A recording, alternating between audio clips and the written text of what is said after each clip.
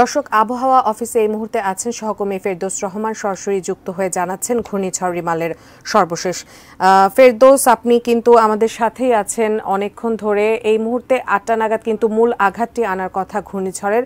আপনি আবহাওয়া অধিদপ্তর থেকে আমাদের সর্বশেষ কি জানাবেন? ধন্যবাদ উজমা। ৮টা বাজে এবং আবহাওয়া অফিস বলেছিল যে ৮টার সময় একটি সংবাদ তারা করবে আনুষ্ঠানিকভাবে, সেটি করে তারা সর্বশেষ অবস্থা জানানোর কথা। আপনি নিশ্চয়ই, আমি এখানে দাঁড়িয়েছি, পরিবেশ দেখে আপনি বুঝতে পারছেন যে সমস্ত সংবাদকর্মীরা আমরা অপেক্ষা করছি।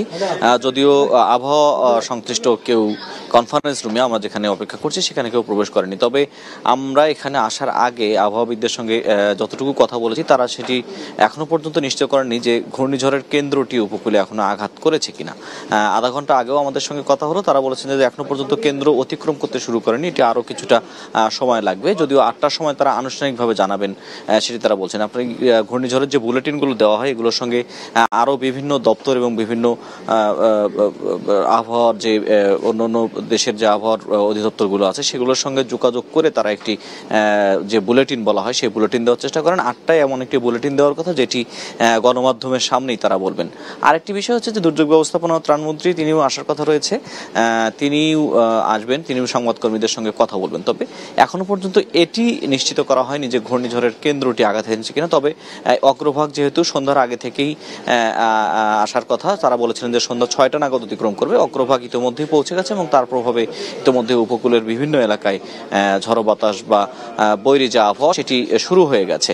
তবে কেন্দ্র এখনো অতিক্রম করছে কিনা এটা কিন্তু আবহাওয়া অফিস আমাদেরকে এখনো নিশ্চিত করেনি, যে কারণে আমরাও সেই বিষয়টি আসলে বলতে পারছি না। তবে হয়তো মিনিট ৫-এর মধ্যে এই খবরটি আমরা নিশ্চিত হব। আবহাওয়া অফিস যে তাদের আনুষ্ঠানিক ব্রিফিং সেটি তারা শুরু করবেন, যদিও সেটি শুরু করতে কিছুটা সময় লাগছে, কেননা দুর্যোগ ব্যবস্থাপনা ও ত্রাণ প্রতিমন্ত্রী তারও এখানে আসার কথা রয়েছে। তিনিও এই যে সাংবাদিকদের সঙ্গে যে ব্রিফিং সেটাতে যুক্ত হবেন।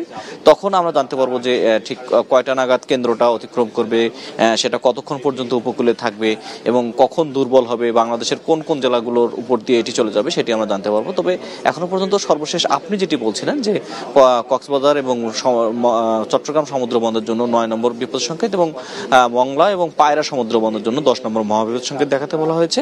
সেই সাথে সাতক্ষীরা, খুলনা এই এলাকার যে নদী বন্দরগুলো আছে সেগুলো 4 নম্বর মহাবিপদ সংকেত দেখাতে বলা হয়েছে। সন্ধ্যা ৬টার সময় যে আবহাওয়াবিদ যেটি বলছিলেন সেখান থেকে অবস্থার খুব একটা পরিবর্তন বা নতুন করে কোনো বুলেটিন তারা আমাদেরকে দেননি। ৮টার সময় তারা একটা আনুষ্ঠানিক ব্রিফিং করবেন, সেটার জন্য আমাদেরকে অপেক্ষা করতে হবে। উজমা।